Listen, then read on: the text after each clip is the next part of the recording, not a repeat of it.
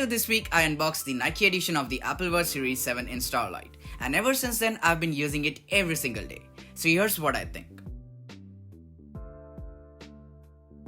With the Apple Watch Series 7, we get a bigger and a more durable display that definitely is something that impressed me, as I was coming from the 40mm Series 4. In terms of dimensions, it's 50% larger than the display of Series 3.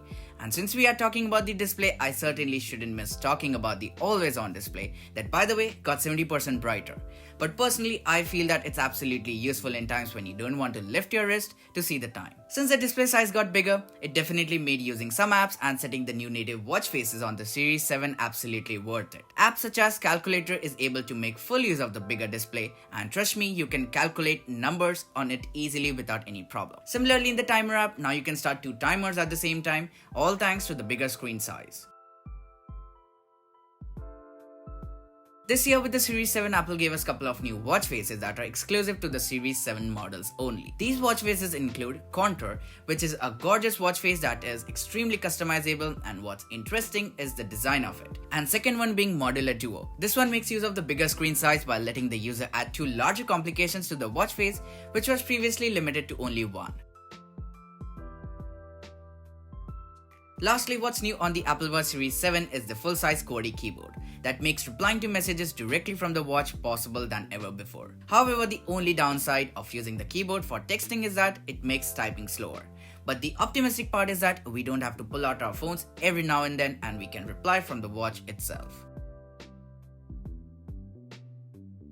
With the WATCHOS 8 and later, the compatible Apple Watch models get a couple of new watch faces like Portrait and World Time. And if you have the Nike edition of Apple Watch, no matter old gen or new gen, you get the newly added Bounce watch face. But if I be honest, checking the time with Nike Bounce watch face is a joy on Series 7, as you get the bigger screen size with thin bezels. In terms of battery life, at least for me, the Series 7 is able to hold up to a day and a quarter in a single charge, which is not only really impressive but also is a subject to one's usability. I use my Series 7 to check the time, read and respond to messages, and I also do my workout for the day. Since I have the GPS version, I could notice the longer and the better battery life of it. However, if you decide to go with the cellular version, it will undoubtedly drain the battery. Also this year, Apple included a USB-C charging cable in the box that supports faster charging.